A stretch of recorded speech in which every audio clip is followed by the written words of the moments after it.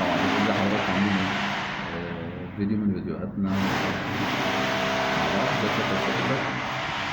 معلش سامحوني بقالي كتير ما نزلتش فيديوهات، وبس انتوا عارفين قبل العيد الاضحى كل سنه حضراتكم طيبين، يعود علينا وعليكم الايام بخير.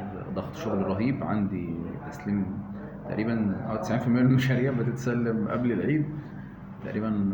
في مشروعين بس هم اللي بعد العيد، وبعد العيد على الفينش بقى. فللاسف الموضوع صعب، ضغط جامد. انا من النوع اللي بحب اسلم كل حاجه بنفسي، كل التفاصيل.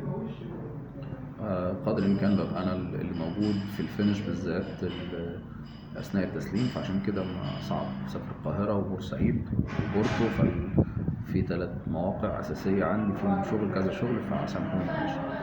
فالفترة الأخيرة كنت نزلت فيديو مهم جدا جدا، كان عن التصميم الداخلي والأخطاء اللي بنقع فيها في موضوع التصميم الداخلي واحنا بننفذ شقتنا، واتكلمت وذكرت برضو على كذا نقطة. ازاي ما نقلدش الأجانب، ازاي ما نتبعش الترند، ازاي أراعي البادجت بتاعتي، أراعي مساحة شقتي، ازاي أختار الديزاينر المناسب البروفيشنال اللي ممكن هو اللي ينفذ. وفي كذا فيديو ان شاء الله هعملهم الفتره اللي جايه. في فيديو مهم جدا جدا جدا عن ازاي اختيار الديزاينر المناسب، سواء زي ما قلنا في الفيديو اللي فات اللي يكون حد دارس سوفت وير ل 3 دي،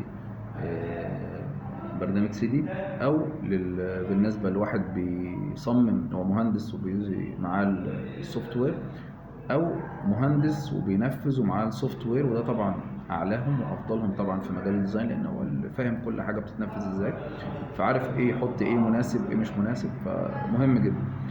وكنت هعمل فيديو مجمع عن ما قلتش الاجانب. اكتشفت ان الاخطاء اللي الواحد بيشوفها في مواقع الديكور الاجانب كتير جدا، محتاجه سلسله للاسف، مش محتاجه فيديو واحد. لان عملت فيديو واحد ممكن مثلا يبقى ساعه. فعلا في اخطاء شائعه كتير جدا وهما بيعملوها، ولما بتكلم مع حد فيهم بيبدا باشمهندس انت معاك حق. فعايزين نكون عندنا ثقه في المهندسين بتوعنا، ثقه ان مهندسين الديكور المصريين ما شاء الله عليهم فعلا، يعني ما تقلقوش، ما تفقدوش الثقه فينا، ما تقلقوش. يعني الاجانب يا جماعه بيسمعوا لنا، فمن باب اولى انتوا يعني.